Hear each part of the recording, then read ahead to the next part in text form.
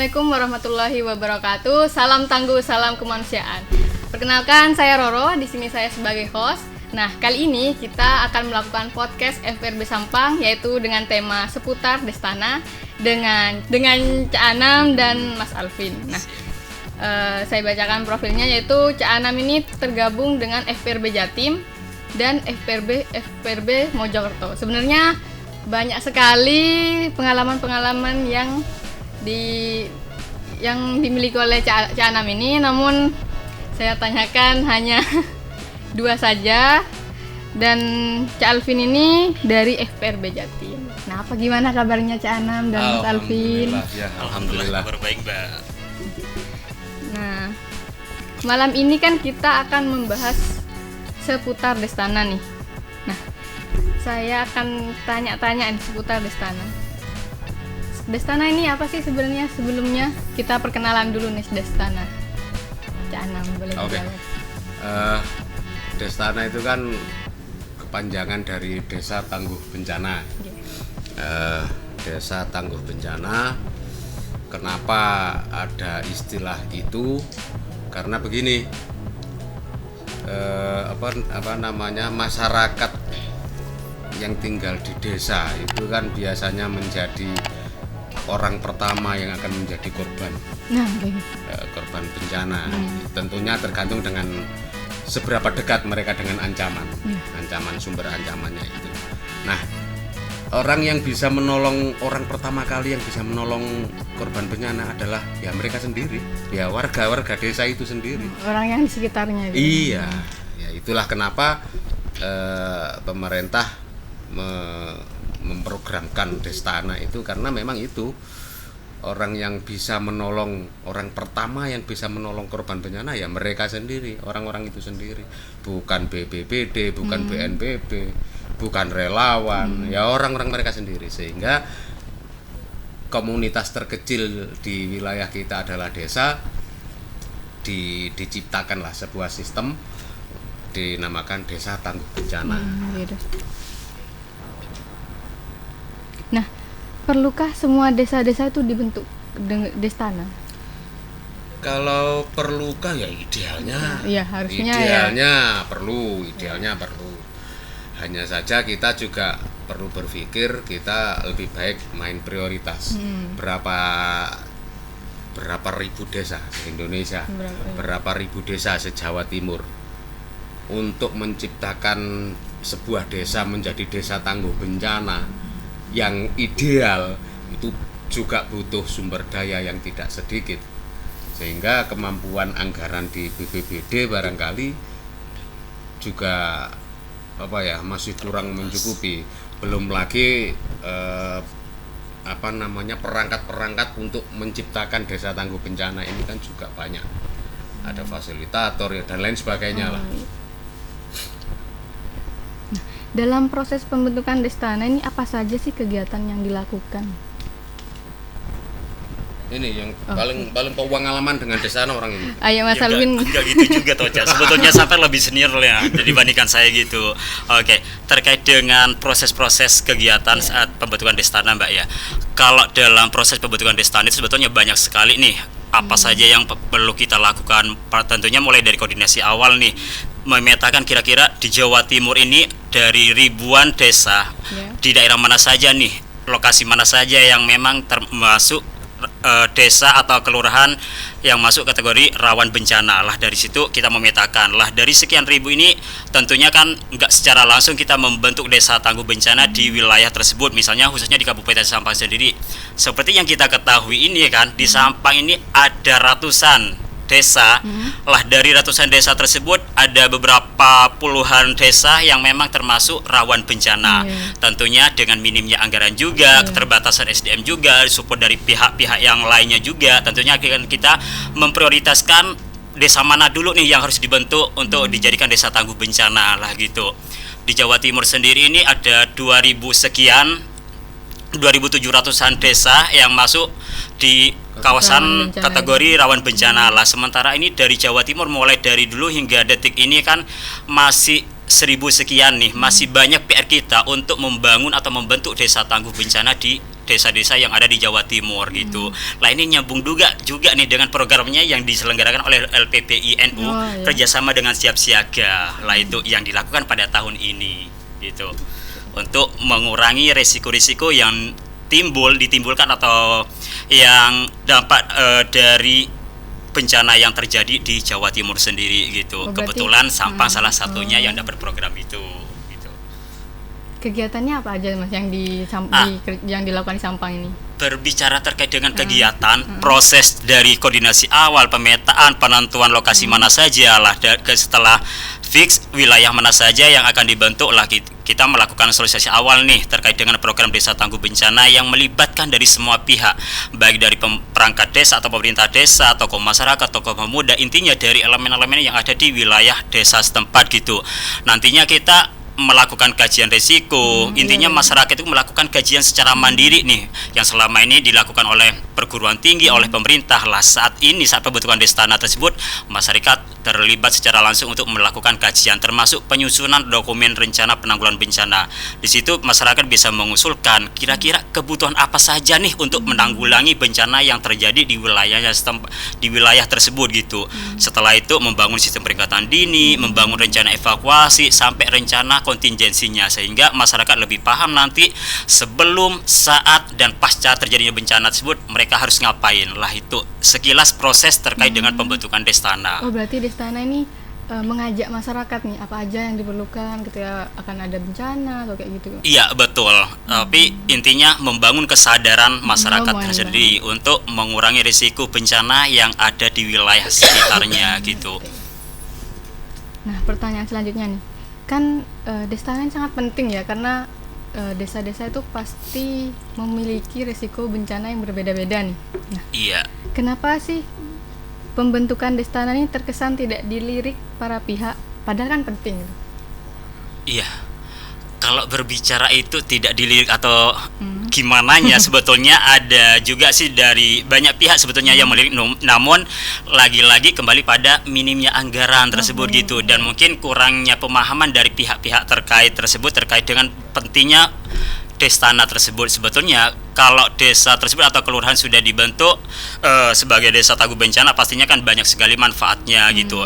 Yang pastinya pertama, yang semula masyarakat belum memahami bagaimana teknik evakuasinya dan yang lainnya seperti yang disampaikan oleh Cak Anam tadi kan, padahal poin penting yang bisa menyelamatkan adalah dirinya sendiri dan masyarakat sekitar, bukan dari pemerintah dalam tanda kutip BPBD atau yang lainnya gitu, karena kan memang mereka sendiri nih yang berada di lokasi tersebut gitu. Kalau berbicara melirik sebetulnya banyak, namun mungkin ya kurang kolaborasi. Kita sendiri paham nih, mengerti di desa tersebut pastinya banyak program-program yang dilaksanakan atau yang dilakukan baik dari dinas kesehatan, dinas pendidikan, dinas sosial ataupun pihak-pihak yang lainnya. Cuman sejauh ini mungkin kurang kerjasama, kurang kolaborasi lah. Dengan adanya Destana ini nanti kan salah satu aspeknya dibentuk yang namanya Forum PRB Desa lah. Di situ wadah yang mengakomodir terkait dengan penanggulangan bencana nanti ke depannya seperti apa gitu, sehingga lebih ada perhatian lebih dari pihak-pihak yang lainnya gitu. Mungkin Cak Ana mau menambahkan, boleh? Iya. Cak. Pembentukan atau mewujudkan Destana itu kan salah satu upaya PRB, upaya pengurangan risiko bencana. Sejak dari dulu sampai saat ini, isu tentang PRB ini itu memang bukan isu yang cantik gitu kan, tidak banyak seksi dilirik, bukan isu yang seksi, tidak seperti tanggap darurat, tidak seperti ketika betul-betul terjadi bencana. Betul. Indonesia khususnya Jawa Timur, kalau isu tentang tanggap darurat, ndak usah diminta bantuan berapapun, ribuan relawan itu pasti datang ke sebuah lokasi bencana tanpa diminta, mereka datang dengan membawa bantuan. Itu karena apa? Karena memang isu tentang penanganan bencana, tanggap darurat itu adalah isu yang seksi. Tetapi ditarik ke belakang pra bencananya, di pengurangan risikonya, ini tidak banyak yang melirik. Memang kalau dibanding dengan tanggap darurat, media itu akan lebih mudah membaca, akan lebih mudah laku ketika ditanggap darurat, karena di situ ada tragedi, di situ ada korban yang bisa dieksploitasi, mohon maaf dalam tanda kutip, yang bisa dieksploitasi untuk menjadi media, dibesar-besarkan dan lain sebagainya, maaf ini tanda kutip. Tetapi di pengurangan risiko bencana sama sekali nggak ada apa yang menarik. Memang disitulah salah satu kelemahan pola pikir kita, sehingga negara kita, pemerintahan kita itu aja saat ini kalau bisa ngomong paradigma tentang penanggulangan bencana itu jangan melulu pada tanggap darurat, tapi pada pengurangan risiko bencana. Berarti kan orang-orang kita ini lebih suka pada lebih suka langsung apa namanya Pak? Iya, langsung tanggap darurat gitu, daripada langsung menolong daripada kita itu siap-siap lebih dahulu gitu ya. Nah itu tugas kita Mbak sebetulnya, apalagi sampean tergabung di dalam forum PRB pengurangan risiko bencana. Tugas kita untuk merubah mindset masyarakat yang semula lebih concern pada tanggap darurat, bagaimana caranya akan mereka lebih berpikir keras di prabencananya. Salah satu contohnya Destana tersebut kan. Nah itu yang perlu kita rubah mindset masyarakat itu, sehingga lebih concern di prabencananya gitu. Nggak hanya melulu seperti yang disampaikan Cak Anam tadi pada saat tanggap darurat gitu. Darurat. Nah, pertanyaan selanjutnya ini, kenapa Siap Siaga ini mensupport Destana? Oh ya, itu begini. Siap Siaga itu kan sebuah lembaga yang disupport oleh DFAT, pemerintahan Australia. Kemudian bekerja sama memberikan dana hibah kepada LPBI-NU Jatim untuk melaksanakan kegiatan pengurangan risiko bencana berupa pembentukan desa tangguh bencana. Di Kabupaten Sampang ini ada 9 desa sasaran kita. 9 desa. Kemudian di Kabupaten Pasuruan itu ada 8 desa dan di Lumajang itu ada 8 desa juga. Ini memang sudah menjadi komitmen bersama SS DFAT melalui SS ke pemerintahan Indonesia, bahwa pemerintahan Australia mempunyai komitmen untuk membantu Indonesia dalam upaya-upaya pengurangan risiko bencana. Bantuan-bantuan dari pemerintahan Australia ini berupaya program-program semacam ini. Tidak hanya dilakukan di Jawa Timur, di lain daerah juga dilakukan juga. Saya kira itu. Oke, untuk pertanyaan selanjutnya. Nah, komentar terhadap FPRB Sampang dari teman-teman LPBI-NU ini seperti apa? Oke. Kebetulan saya mengenal FPRB Kabupaten Sampang, insya Allah sejak agak lama dikit lah. Agak lama dikit. Dikit ya, nggak banyak ya.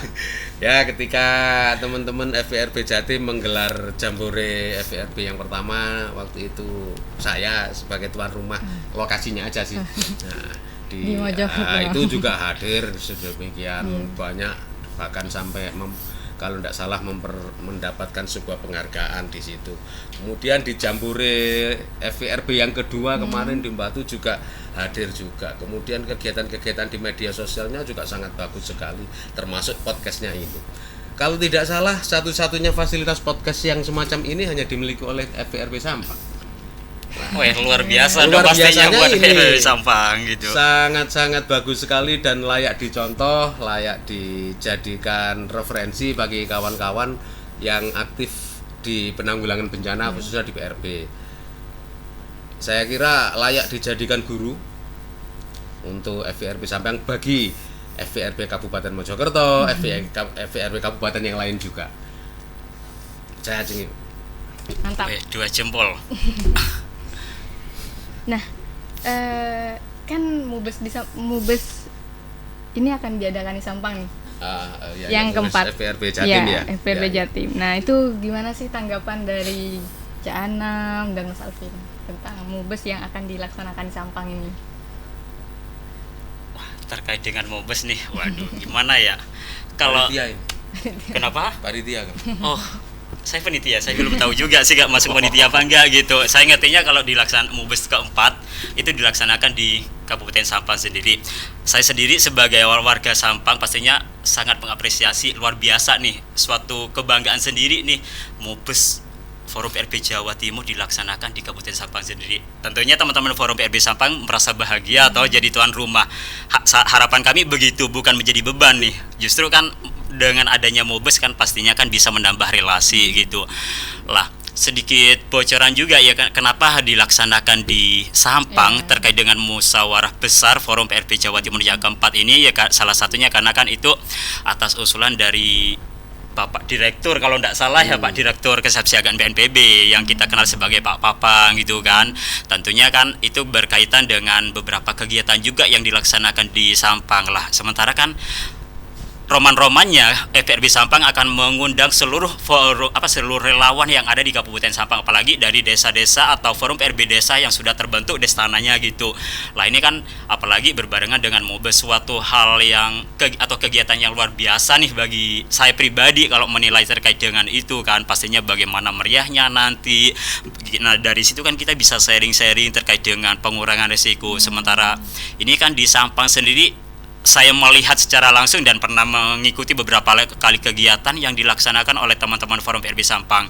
Lebih concern di prabencananya, salah satunya podcast, penghijauan dan kegiatan-kegiatan yang lainnya, edukasi, sosialisasi yang telah dilakukan oleh teman-teman Forum PRB gitu. Nah itu sebetulnya kan salah satu yang semula mungkin teman-teman Forum PRB Sampang semula lebih concern di tanggap darurat ketika ada bencana di suatu wilayah, ikut terjun, ikut membantu lah. Sekarang teman-teman Forum PRB Sampang lebih concern di prabencananya, salah satu contohnya seperti ini gitu. Kalau berbicara terkait dengan Mubes itu suatu hal yang luar biasa bagi saya pribadi bisa dilaksanakan dengan Sampang, apalagi seperti yang kita ketahui bukan hanya saya sendiri pribadi, tapi saya yakin teman-teman di Jawa Timur mengetahui bagaimana keaktifan terus partisipasi dari teman-teman Forum PRB Sampang terkait dengan penanggulangan bencana, khususnya di pengurangan risiko bencananya itu seperti apa gitu. Kalau Cak Anam tadi 2 jempol, saya 4 jempol ya. Cuman nggak bisa ngangkat nih. Kalau dari Cak Anam? Oke. Saya mengucapkan selamat ya, FPRB Sampang terpilih sebagai tuan rumah untuk musyawarah besar FPRB Jawa Timur. Saya kira sangat layak untuk ditaruh di sini karena memang kegiatan-kegiatan FPRB Sampang ini sudah layak menjadi contoh sebagaimana yang saya ungkapkan tadi. Itu satu. Yang kedua, betul yang dikatakan Mas Alvin, ada yang bisa dibanggakan di Sampang, sehingga teman-teman FPRB Jatim ini bisa memilih di sini juga. Tapi yang patut menjadi perhatian kita adalah biasanya sebuah organisasi kalau melakukan konferensi besar atau musyawarah besar, itu yang menjadi fokus dari perhatian halayak itu adalah pergantian pengurusnya. Siapa nanti yang menjadi pengurus. Nah, ini berbeda sekali dengan di FPRB Jatim karena memang fokus kita tidak penting siapa yang menjadi ketuanya, koordinatornya atau sekjennya. Tetapi upaya-upaya PRB ini tetap ada dan tetap terus dilanjutkan. Intinya di sana sehingga perhatian terhadap profil, terhadap figur siapa penggantinya. Kalau sekarang kan Mbah Darmo, nanti Mbah siapa Darmo lagi, itu tidak menjadi hal yang biasa-biasa aja di FPRB Jatim. Tetapi kita lebih fokus pada nilai-nilai yang kita perjuangkan selama ini, bagaimana meningkatkan nilai-nilai yang sudah kita kerjakan itu bisa lebih meningkat lagi di kepengurusan mendatang. Saya kira itu nilai yang bisa kita floor di sini. Oke. Pertanyaannya sudah habis, kita lanjutkan ke podcast selanjutnya mungkin ya. Tapi nanya saya, nanya saya. Ada yang tanya nih. Ada yang tanya. Oke. Nanya tadi, sempat tadi terlintas masalah Destana ini. Menarik sebenarnya kalau dibahas masalah Destana. Di Sampang sebenarnya kan sudah ada 6 gitu. 7. 7 ya? Nggak salah 7. 6 atau 7 gitu. Iya. Saya seperti itu. Nah, saya yang diharapkan gitu, pembentukan Destana ini bukan hanya sekedar membentuk, Betul. tapi harus keaktifannya satu itu. Karena saya lihat gitu di Sampang, Destana itu kayak vakum gitu, meskipun terbentuk. Nah, kira-kira kiat-kiat yang mau diberikan kepada teman-teman Destana yang sudah terbentuk itu seperti apa? Satu itu. Kedua, tadi memang terkait pemilihan desa-desa gitu, itu masalah kerawanan mungkin yang saya pertimbangannya. Mungkin selain kerawanan itu, kira-kira apa lagi gitu? Untuk pemilihan desa-desa yang memang harus benar-benar terbentuk Destananya. Mungkin cukup 2 itu aja, Mas. Siapa ini Cak Anam? Oke. Terserah. Oke. Itu gini. Memang apa ya? Seakan menjadi hal yang wajar ketika sebuah program dari dari pemerintah itu terkadang dilaksanakan hanya yang penting seremonialnya tercapai, LPJ-nya tercapai, titik. Itu menjadi tujuan utama. Sehingga anggaran terakses, kemudian persoalan nanti apakah jalan atau tidak itu sudah tidak menjadi persoalan. Ini menjadi persoalan juga bagi kita ini. Akhirnya apa? Semua pihak yang istilahnya berfokus pada Destana juga, baik dari pemerintah provinsi kemudian teman-teman di FPRB Jatim juga berpikir juga akhirnya bagaimana cara agar Destana yang sudah terbentuk ini itu menjadi hidup. Karena memang dalam pembentukan Destana itu ada namanya penyusunan rencana aksi komunitas, ada rencana penanggulangan bencana desa. Bagaimana agar itu apa yang sudah mereka rencanakan itu bisa terrealisasi tahun demi tahun. Nah, akhirnya ada beberapa trik yang bisa dilakukan. Salah satunya kalau di pemerintahan di BPBD Jatim itu ada kegiatan Sapa Destana. Jadi Destana yang pernah dibentuk ini suatu saat akan dikumpulkan kembali untuk di-refresh kembali, mengingatkan kembali kepada mereka, ini loh jenengan pernah pernah menyusun rencana penanggulangan bencana, bagaimana kabarnya hari ini, kita tagih semacam itu agar mereka berhidup kembali. Itu salah satu. Kemudian yang kedua, pembentukan Destana tahun demi tahun yang dilakukan oleh BPBD provinsi itu juga mempunyai kemajuan atas evaluasi yang selalu kita berikan bersama-sama. Salah satunya adalah ini, tentang keberlanjutan Destana itu sendiri. Ini bersinggungan dengan kewenangan dari pemerintahan atau OPD lain, seperti dengan Kemendes. Nah, untuk DPMD sebenarnya Destana ini akan bersentuhan dan bersinggungan dengan banyak sekali lini-lini yang lain, sehingga dalam anggaran desa itu sekarang itu dimunculkan untuk pengurangan risiko bencana, untuk penanggulangan bencana di awal. Tetapi tidak banyak dipahami oleh perangkat desa atau mungkin ketakutan untuk menganggarkan tentang penanggulangan bencana.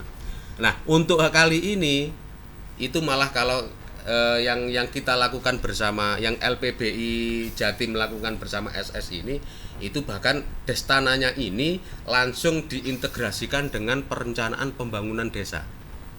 Sehingga setelah mereka dibentuk Destana, kemudian mereka desa ini menyadari tentang kajian, menyadari risikonya apa, kemudian menyusun rencana aksinya seperti apa, menyusun rencana penanggulangan bencana seperti apa. Harapan kita tahun depan realisasi dari rencana-rencana ini akan dibiayai oleh anggaran desa itu sendiri. Tidak harus mengharapkan atau menjagakan tidak mengandalkan. Tidak harus mengandalkan biaya anggaran dari provinsi atau kabupaten. Berarti berapa persen itu nanti, Mas? Kalau boleh nanya persentase penggunaan DD untuk Destana itu, pengurangan risiko bencana lah. Setahunnya. Yang pasti ada kalau nggak salah 5%. Kalau mungkin juga 5% dari semua anggaran itu bisa. Itu nanti tentang teknis penganggarannya. Bahkan kita juga merekrut DPMD juga untuk menjelaskan, memberikan pencerahan kepada desa-desa. Ini loh bisa dianggarkan seperti itu. Bagi desa-desa yang saya kasih contoh aja. Di Jombang itu ada sebuah kecamatan yang semuanya desa itu menganggarkan untuk Destana.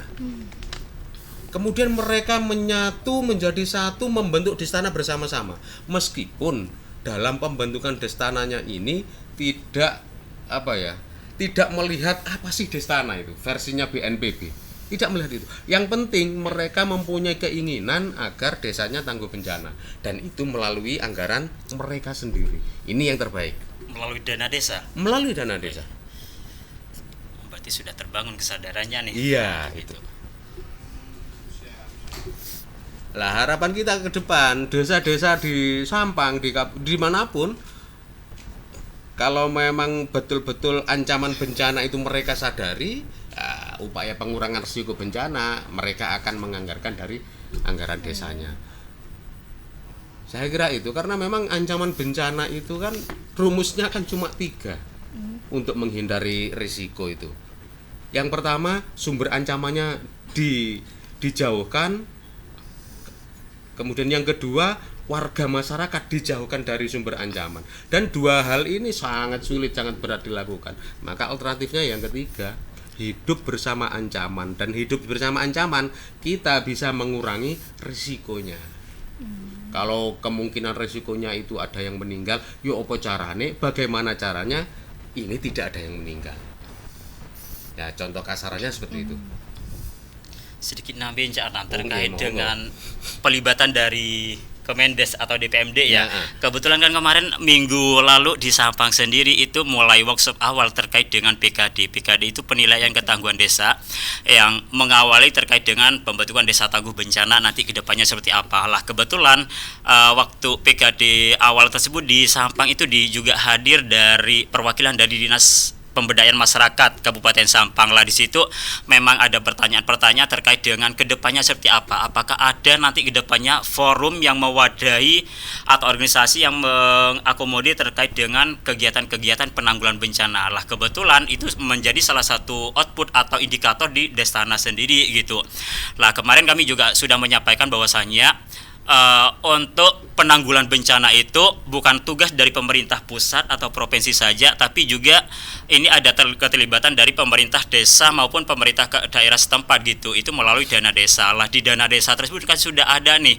Kalau pasalnya saya lupa, tapi saya ingat ada 3 poin. Yang poin ketiga itu terkait dengan penanggulangan bencana atau mitigasinya seperti apa. Lah di situ sebetulnya kalau memang masyarakat dari pemerintah desa itu sadar dan memahami terkait dengan penggunaan prioritas dana desa tersebut, di situ bisa menganggarkan terkait dengan penanggulangan bencana. Namun selama ini masih minimnya pemerintah desa terkait dengan penganggaran itu. Kebanyakan mereka menganggarkan masuk di bidang 5. Untuk bidang 5 sendiri itu ketika tanggap darurat ketika terjadi bencana. Lah itu yang menjadi kekhawatiran dari pemerintah desa setempat. Ketika terjadi bencana, anggaran itu bisa direalisasikan.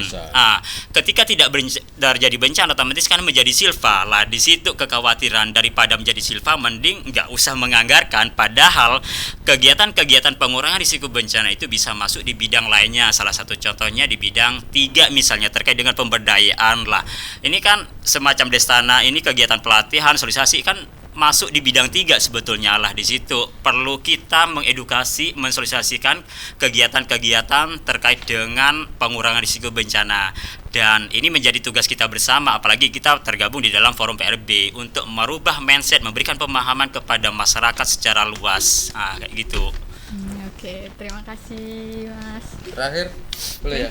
Boleh. Nah, ini juga karena memang isu PRB itu adalah isu yang tidak seksi. Saya kira cita-cita pentahelik, keterlibatan bahwa penanggulangan bencana ini adalah urusan bersama, urusan siapapun, termasuk urusan para pengusaha. Seyogianya para pengusaha ini juga menyadari hal ini. Sehingga tidak hanya mengeluarkan CSR-nya terhadap ketika ada bencana saja, tapi upaya-upaya PRB semacam ini harusnya juga dilirik dong. Oke, makasih. Nah, sebelum kita akhiri, saya mau ada closing statement dari Mas Alvin dan Cana. Mungkin dari Mas Alvin terlebih dahulu. Oke, terkait dengan closing statement, Ya, terkait untuk dengan relawan di rumah. Destana ya Destana. pastinya. Oke. Untuk closing statement, khususnya bagi pemerintah desa dimanapun berada, terkhusus di wilayah Kabupaten Sampang nih, seperti yang kita ketahui kan banyak sekali di Sampang yang masuk kawasan rawan bencana, apalagi banjir. Setiap tahun pasti terjadi banjir. Mudah-mudahan nanti dari teman-teman Forum PRB bisa mengadvokasi dari desa-desa atau kelurahan yang ada di Kabupaten Sampang sendiri, khususnya yang memang masuk wilayah rawan banjir, agar mereka bisa menganggarkan nanti ke depannya seperti apa terkait dengan pengurangan risiko bencana tersebut, entah melalui program Destana atau kegiatan-kegiatan yang lainnya gitu. Intinya bencana ini perlu kita tangani secara bersama, khususnya dari pemerintah desa setempat gitu. Terima kasih. Oke, selanjutnya dari Cak Anam. Saya ingin Destana, Desa Tangguh Bencana, desa-desa yang rawan bencana khususnya di Sampang, di Pasuruan, Lumajang juga, betul-betul tangguh dalam arti yang hakiki. Ketika terjadi bencana, semua warga itu tahu apa yang harus dilakukan untuk mengurangi risiko bencana. Semua warga bisa menyatu menjalankan apa yang mereka rencanakan ketika ada bencana. Sehingga ketika ada bencana, masyarakat desa sudah tidak membutuhkan relawan lagi, tidak banyak membutuhkan bantuan dari luar. Mereka sudah bisa menyelamatkan diri sendiri. Terima kasih. Nah, sudah di penghujung nih. Terima kasih Mas Alvin dan Cana. Terima kasih ilmunya ya. Semoga bermanfaat untuk teman-teman relawan Kabupaten Sampang dan relawan lainnya. Iya. Saya Roro Wafir Anisulala undur diri sebagai host. Sebelumnya kita salam tangguh dulu ya. Boleh. Boleh. Itu kali ya, satu. Salam tangguh. Tangguh. Salam tangguh, salam kemanusiaan gitu ya. Ulang ya. Oke. Salam tangguh. Salam kemanusiaan.